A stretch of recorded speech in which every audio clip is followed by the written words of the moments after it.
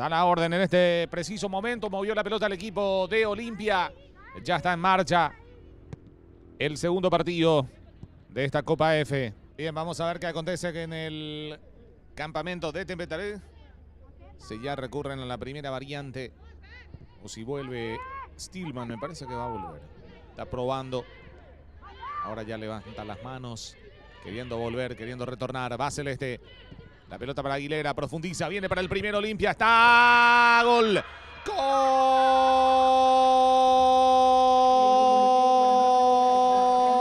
¡Gol de Olimpia! 39 minutos de esta primera fracción. Se abre el marcador. El conjunto de Cano se pone arriba en el tanteador. Llega el primero del partido.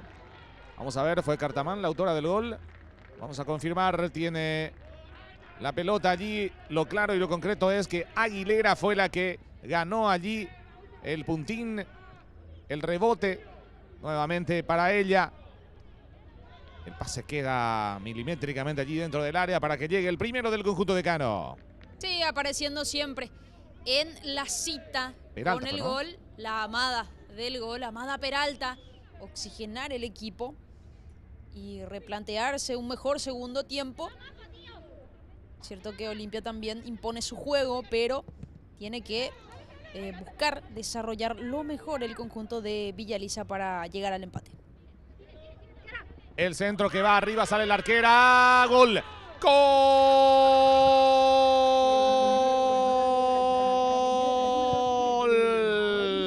de Olimpia! Nuevamente Amada Peralta con golpe de cabeza. La arquera que salió midió mal y Amada Peralta con golpe de cabeza concreta el 2-0, 44 minutos de la primera fracción. Olimpia está arriba, 2-0 ahora.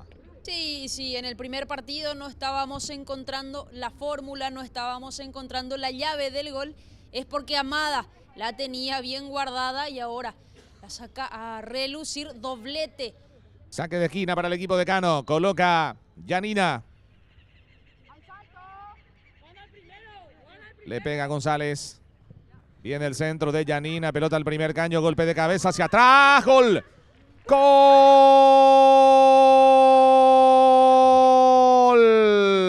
de Olimpia! El tiro libre de esquina.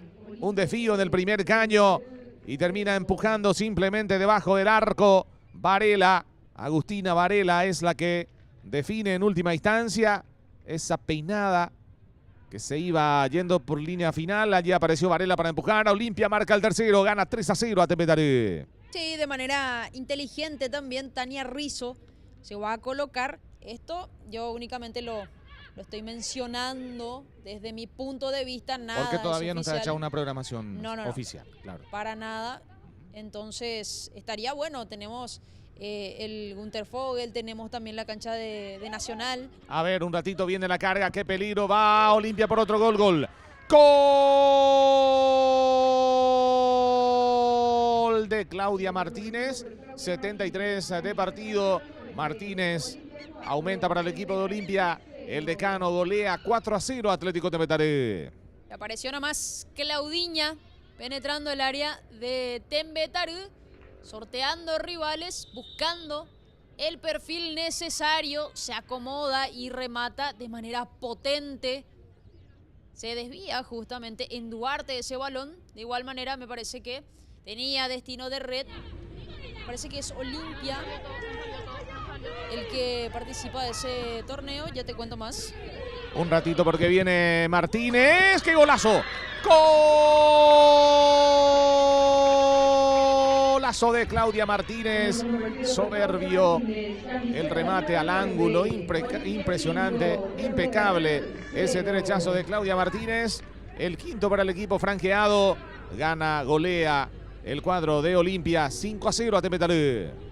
Sí, mira que esta jugada puede ser polémica porque al parecer termina saliendo el balón de Mariana Pion, pero vean ustedes, observen, disfruten. Cuidado. Avanza Olimpia, viene el pase al medio. Gol. Gol de Olimpia. Llega el sexto otra vez Claudia Martínez.